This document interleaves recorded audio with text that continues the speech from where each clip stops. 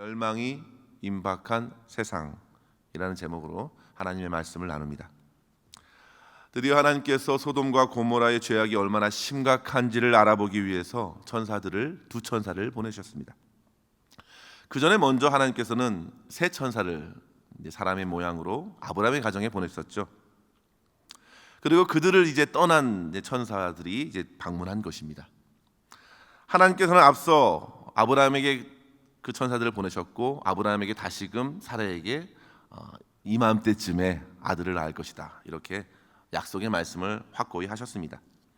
그리고 나서 하나님께서는 아브라함을 택하신 이유를 분명히 말씀해 주셨는데요. 어제 살펴본 말씀 19절에 보시면요, 18장 19절에 보시면요, 아브라함과 그 자손을 통해서 하나님의 도를 지켜 행하도록 하기 위함이라 하셨습니다. 저와 여러분을 택하신 하나님의 이유는 저와 여러분의 삶을 통하여 하나님의 도가 나타나고 하나님의 영광이 드러내도록 하기 위해서 우리 또한 하나님께서 그렇게 불러주신 것이죠. 그런데 당시의 주변에, 그 아브라함 살던 지역 주변에 소돔과 고모라를 향한 부르짖음이 상당히 컸기 때문에 하나님께서는 그 아브라함에게 자신의 그 도시를 향한 마음을 표현하셨습니다. 그때에 그 하나님의 말씀을 듣고 아브라함이 우리가 잘 알고 있는 유명한 중보기도를 드리기 시작하는 것이죠. 분명 그의 마음에는 하나님도 있었고 또 소돔에 살고 있는 롯이 생각이 났을 것입니다.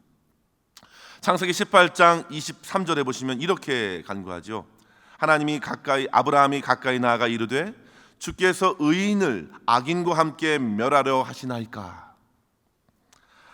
아브라함은 공의의 하나님께서 어찌 악인과 의인을 같이 멸하시려고 하시는지 간구하고 있는 것입니다. 그러면서 그 성에 의인 50이 있다면 하나님 그들을 용서하실 수 있지 않겠습니까? 그러자 하나님께서 어떻게 말씀하시죠? 의인 50명이 있다면 내가 그 성을 멸하지 아니하겠다. 하나님께서는 이미 그들을 용서하기를 준비하고 계셨습니다. 그런데 의인 50명이 없었던 것 같습니다. 아브라함이 다시 고백합니다. 45명이라도 30명이라도 20명이라도 죄송합니다. 10명이라도 있으면 그 성을 용서해 주시겠습니까? 하나님께서 말씀하시죠. 10명이 있다면 내가 그로 말미암아 그 성을 멸하지 아니하리라. 하나님은 멸하시기보다 오히려 용서하시기를 원하시는 분이시죠. 그런데 성도 여러분 어떻습니까? 오늘 본문을 보시면요, 소돔의 실태를 확인하기 위해 성에 들어간 두 천사의 눈에 비춰진 소돔 성의 실태는 실로 암담했습니다. 의인 10명이 아니라 의인 1명, 롯 1명 외에는 도무지 의인이 될 만한 사람들은 없었습니다. 극도로 타락한 모습, 지금 심판해도 될 만한 그 정도로 악한 상황이 성 안에서 펼쳐지고 있었죠. 오직 롯만이 성을 방문했던 두 천사를 영접했을 뿐입니다. 그리고 어느 누구도 외부 사람들을 환영해 주기는커녕 그 외부 사람을 욕보이기를 위해서 온갖 소동을 벌이는 모습이 오늘 본문의 말씀에 펼쳐집니다. 성도 여러분, 만약 나중에 이 두 천사가 능력으로 그 모든 사람들의 눈을 감기우지 않았다면 어떻게 되었을까요? 아마 롯의 집의 문은 부서졌을 것입니다. 그리고 나그네를 내어줄 수밖에 없었을 것입니다. 그리고 자기들의 욕망을 채우기 위해서 그 사람들에게 온갖 해를 가했을 것이 분명합니다. 지금 그들의 행태를 보면 그들은 한두 번 그런 것이 아닌 것 같습니다. 이런 소돔 성에서의 삶, 롯의 삶은 과연 어떠했을까? 베드로후서에는 그렇게 증거하는데요, 참으로 고통스러웠을 것이다. 참으로 암담했을 것이다. 그가 한 20년 정도 살았을 것으로 추정이 되는 그 시점입니다. 창세기 13장에 보시면요, 그가 어떻게 소돔으로 이동했는지를 우리는 보게 됩니다. 그 풍요로운 하나님의 복을 누리고 아브라함과 롯이 땅을 나누게 되었잖아요. 그때 롯에게 먼저 선택권이 주어졌습니다. 롯은 요단 동편의 기름진 땅을 선택합니다. 창세기 13장 10절에 보시면요, 소알까지 온 땅에 물이 넉넉하니 여호와께서 소돔과 고모라를 멸하시기 전이었으므로 여호와의 동산 같고 애굽 땅과 같았더라. 그 땅을 이렇게 묘사하고 있는데요. 풍요로운 땅, 그 지역입니다. 주변에 도시들이 있었고 바로 롯은 그 도시에 머무르면서 점차 옮겨서 소돔에 이르게 되었습니다. 그런데 13장 13절에 보시면요, 어떻습니까? 소돔 사람은 여호와 앞에 악하며 큰 죄인이었다. 비록 그것이 물이 풍성하고 또 편리한 도시가 형성되었지만 그 안의 사람들은 큰 죄인이었습니다. 악한 사람들이었습니다. 그런데도 참 이상해요. 사람들은 그곳으로 몰립니다. 그러면서 작은 도시 국가를 형성했고 결국 큰 전쟁이 벌어지기도 했죠. 롯과 사람들은 소돔국이 이제 패전함으로 말미암아 포로로 끌려가게 됩니다. 그러나 그런 위기에서도 하나님께서는 아브라함의 집에서 기르고 훈련된 318명의 군사를 통해서 그돌라오메를 치게 하셨고 결국 롯을 건져냅니다.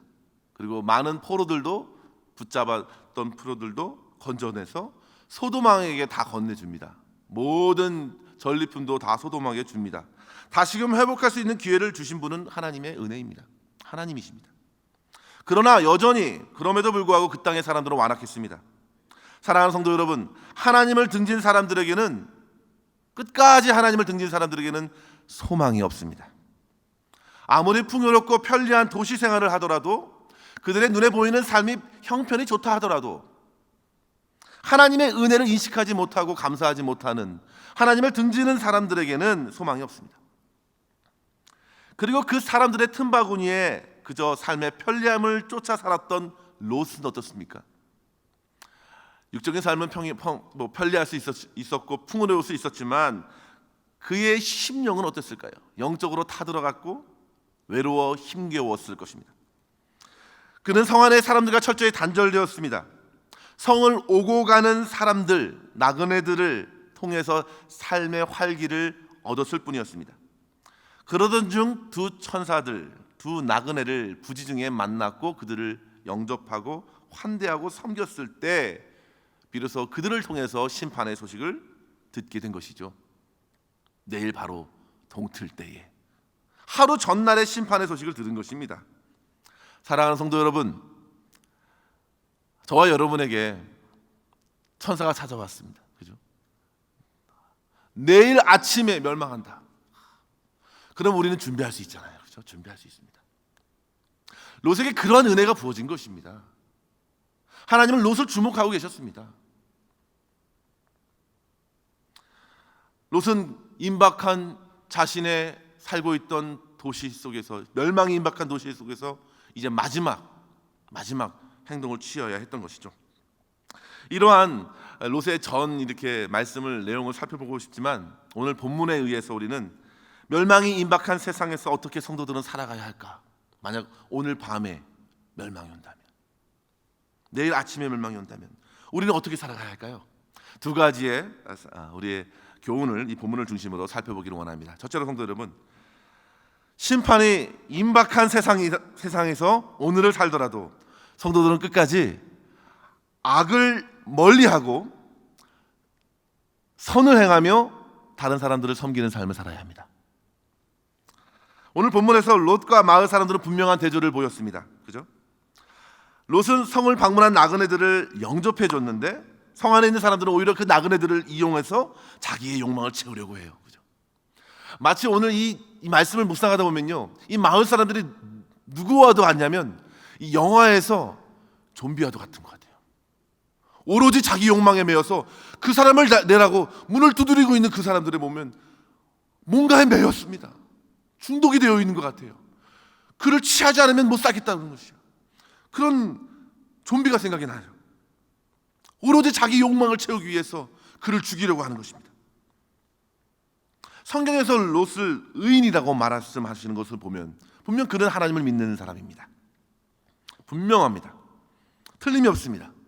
그러나 그 의인 롯은 보기에 좋은 땅, 풍요롭고 화려한 도시를 택하였고 결국 그곳에서도 사람들에게 선한 영향을 미쳐주기보다는 그들과 섞일 수 없는 존재로 계속 밀쳐지고 아웃사이더로 밀쳐져서 성문 밖으로 나왔습니다. 그리고 그곳에서 좋은 말을 해주는 것이죠. 성 안에 있는 사람들은 온통 자기의 말을 들으려고 하지 않습니다. 그저 성문을 방문하고 찾는 그 사람들을 대접함으로 말미암아 그들과 대화를 나누고 세상 돌아가는 이야기도 듣고 그러면서 그들에게 하나님의 사랑을 나눴던 것이죠. 당시 고대 근동 문화에서 나그네들을 대접하는 것 우리는 잘 알고 있습니다. 묻지도 않고 따지지도 않고 얼만큼이요? 3일간 그들을 머물게 하는 대접하는 풍습이 있었습니다. 정상적인 사람이라면 대부분 그렇게 섬깁니다. 지금 소돔성의 사람들이 비정상입니다. 롯도, 아브라함도 그렇게 자기에게 찾아온 나그네들을 열심히 섬겼습니다. 마치 주인 대하듯이 섬겼죠. 오늘 본문에서 보시면 롯이 그렇게 그들을 영접한 것인데요. 2절 말씀해 보시면 그런데 그들이 롯의 요청에 처음에는 사양합니다. 우리가 거리에서 밤을 세울 것이다. 밤을 세운다. 정말 이 밖에서 밤을 세운다는 것은 참 이 나그네의 여정에서 이 광야 지역의 이 열대의 뜨거운 열대차가 일교차가 큰 그 지역에서 밤을 샌다는 것은 좀 어려운 일입니다. 그러자 재차 롯이 포기하지 않고 이제 간청하게 됩니다. 3절 말씀해 보시면 이렇게 말하는데요. 롯이 간청하매 그제서야 돌이켜 그 집으로 들어오는지라. 정말 이 사람이 우리들을 영접하려고 하는가? 그저 예의상 던진 말이 아니라 롯은 진심으로 그들을 섬기고자 했습니다. 간청했습니다. 간청. 성도 여러분, 2번은 3번은 권해 보십시오. 여러분들 진심으로 한 사람을 섬기기 위해서는 더 이렇게 요청하는 것입니다. 롯의 진심이 통했습니다. 집으로 모셨습니다. 대접하였습니다. 아브라함은 송아지도 잡고 여러 가지를 잡았는데 롯이 준비한 것은 별거 되지 않았다. 학자들은 그래서 롯이 아브라함보다 덜하다 이렇게 평가하기도 하지만 그렇지 않습니다. 롯은 최선을 다해서 하는 것입니다. 자기의 형편에 맞게끔 최선을 다해서 섬기면 됩니다. 그것이 곧 하나님 앞에 선한 것입니다. 롯이 사람들을 섬겼을 때, 환대했을 때 결국 그 사람들은 롯을 살리는 사람들이 되었습니다. 그죠? 부지 중에 섬겼을 때 천사를 섬겼고 주님을 섬기는 것입니다. 멸망을 바로 코앞에 당면하고 있음에도 불구하고 롯은 의인으로서 그 성의 대표주자로서 나그네들을 천사들을 섬긴 것입니다. 사랑하는 성도 여러분, 심판이 임박한 세상에서도 우리는 믿음으로써 염려하고 걱정하고 두려워하기보다 일상의 삶에서 선한 마음을 갖고 다른 사람들을, 연약한 사람들을, 나그네들을 대접하고 환대할 수 있기를 주의 이름으로 간절히 축원합니다. 루터가 이런 말을 했다고 합니다. 내일 지구가 멸망하더라도 나는 한 그루의 사과나무를 심겠다. 한국 사람들에게는 이 스피노자가 한 말로 이렇게 알고 있는데요. 잘못 인용된 사실은 억구였습니다. 이제 미국 사람들은 루터가 한 걸로 생각이 돼요. 그러니까 루터가 한 말이 맞는 것 같습니다. 내일 지구가 멸망하더라도 오늘 한 그루의 사과나무를 심겠다. 소망을 심는 것입니다. 내일 멸망하더라도 하던 일을 하는 것입니다. 하던 일을 하는 거예요. 사랑하고 섬기고 베푸는 것입니다. 그런데 성 사람들을 보십시오. 그 성은 온통 그 성 사람들은 자기의 욕심에 취했습니다. 두 사람이 잠자리에 들려고 할 때 소돔 성 사람들이 원근각지에서 노소를 막론하고 4절에 보시면요. 노소를 막론하고 어른 아이 할 것 없이, 그죠? 젊은이 어르신 상관없이 가까이 사는 사람 멀리 사는 사람 다 상관없이 모인 사람들, 그들을 내어내라고 소동을 펼쳤습니다.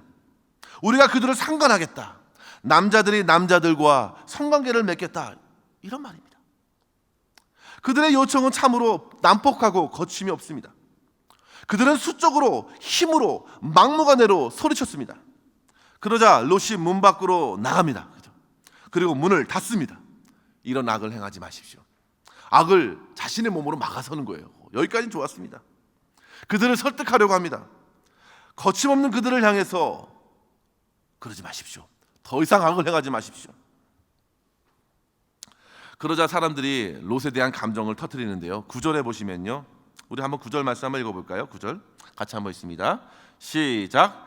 그들이 이르되 너는 물러가라. 또 이르되 이자가 들어와서 거류하면서 우리의 법관이 되려 하는도다. 이제 우리가 그들보다 너를 더 헤아리라 하고 롯을 밀치며 가까이 가서 그 문을 부수려고 하는지라. 자, 롯도 해치고 그 안에 있는 사람들도 해치고 다 해치고자 했다는 것이죠. 롯이 그동안 그들에게 어떠한 인식으로 남았을까 우리가 엿볼 수 있죠. 롯은 나름대로 바른 말을 해주려고 했던 것 같습니다. 그동안 그렇게 살아왔고요. 그들은 그동안 근데 롯의 말을 달갑게 듣지 않았습니다. 그래서 이제 때가 됐다. 롯을 해치려고까지 합니다. 성도 여러분, 여기서 우리는 롯과 소돔 사람들의 극명한 차이를 보게 됩니다.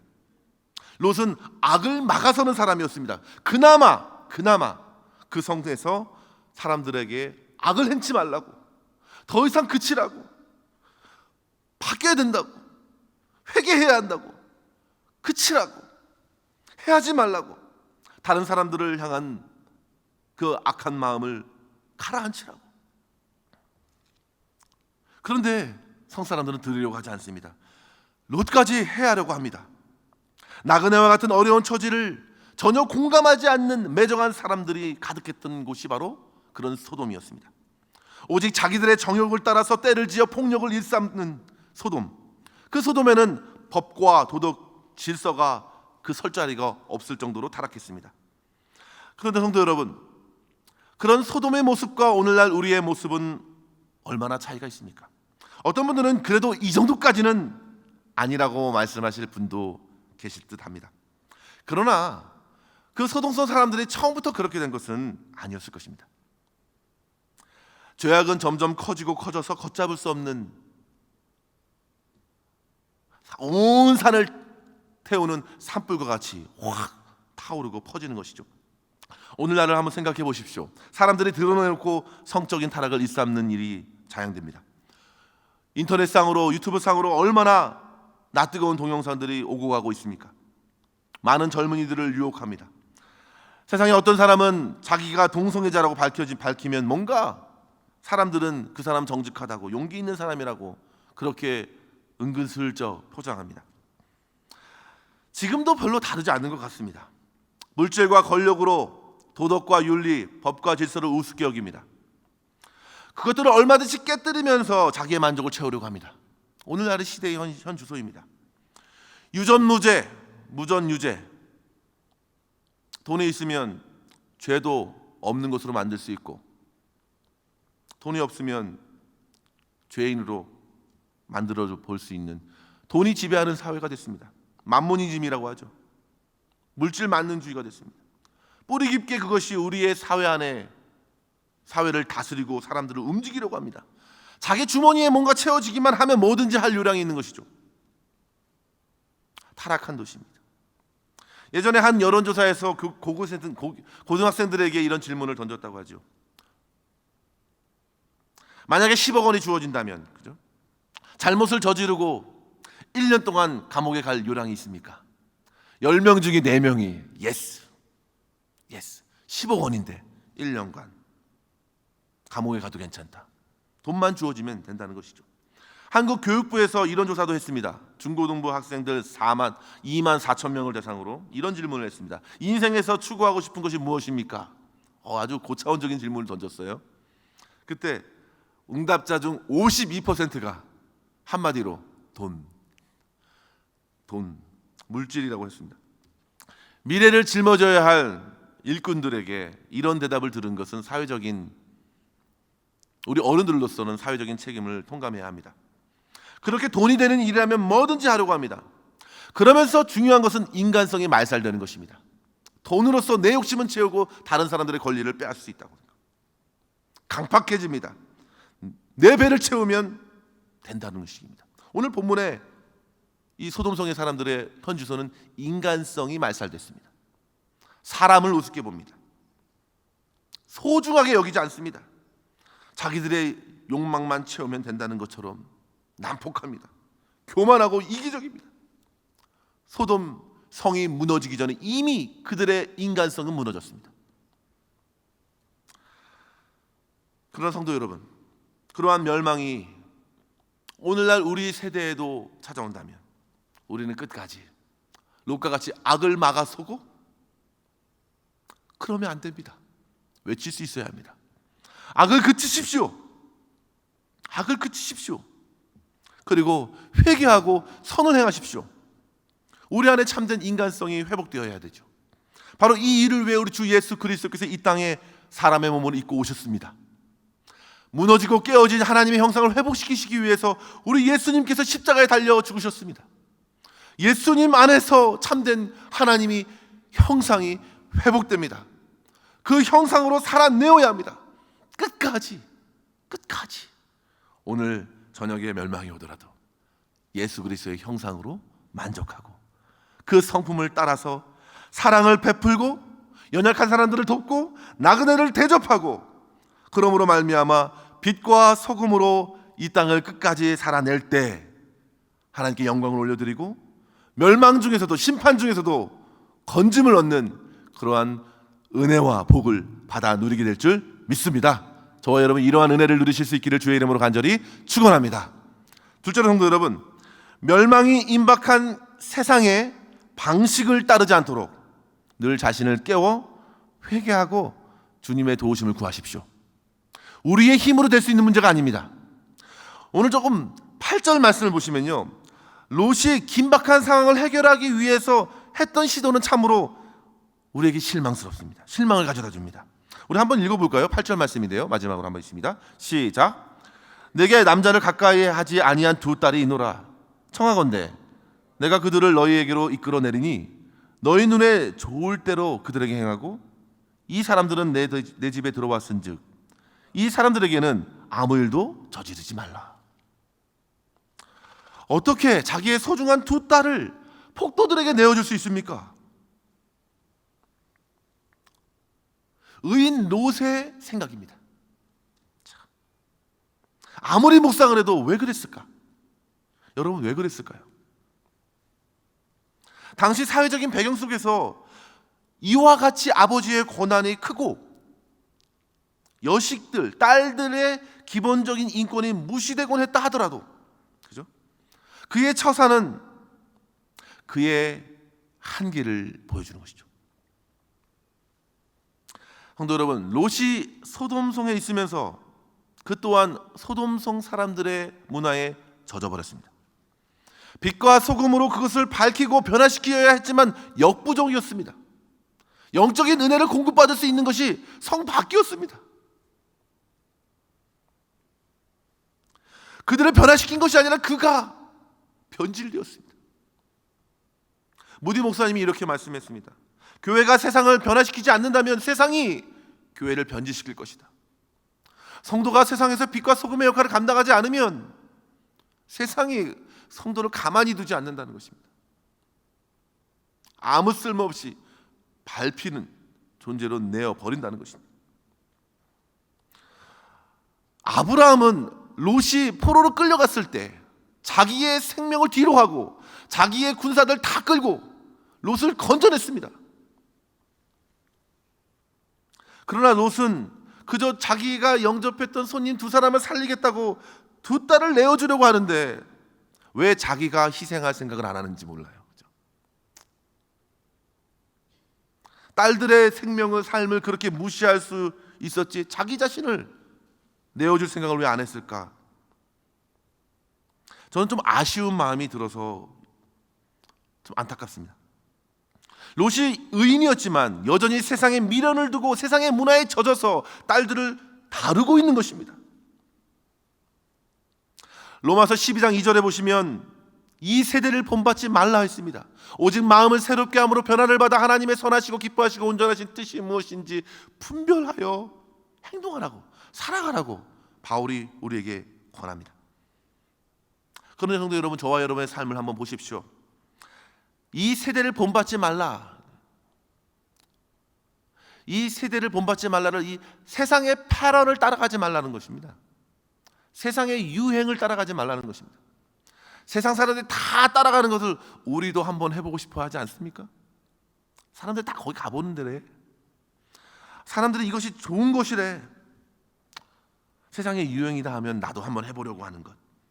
우리 성도들에게도 그런 유혹이 찾아옵니다. 세상의 여러 광고와 여러 소식들, 거기에 익숙해져서 그렇게 휩쓸려 가는 것입니다.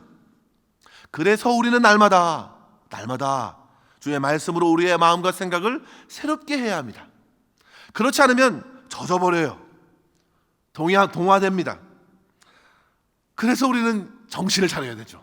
아침을 깨우고 새롭게 하나님께 우리의 삶을 맡겨야 합니다.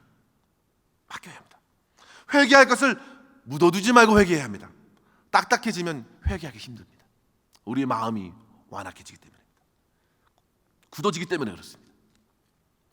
성도 여러분, 이 식당에서 음식을 먹을 때 좀 흰 옷에 조그만 소스가 묻어지면 어떻게 합니까? 그럼 바로 가서 어떻게 해요? 우린 화장실에 가서 지워야 합니다. 왜냐하면 그래야 이것이 지워지기 때문에. 그대로 놔뒀다, 오늘 저녁에 세탁해야겠다, 안 지워지잖아요. 그래서 대부분 요 정도는 지워야 되겠다 하고 바로 화장실로 가서 물로 지웁니다. 그렇게 옷은 쉽게 지우려고 하면서 어찌 세상의 죄악에 물들어진 우리의 습관과 우리의 영혼들을 깨끗게 하는데 게으른지 모르겠습니다. 보이지 않기 때문에, 우리의 영혼은 지금 보이지 않기 때문에 그렇습니다.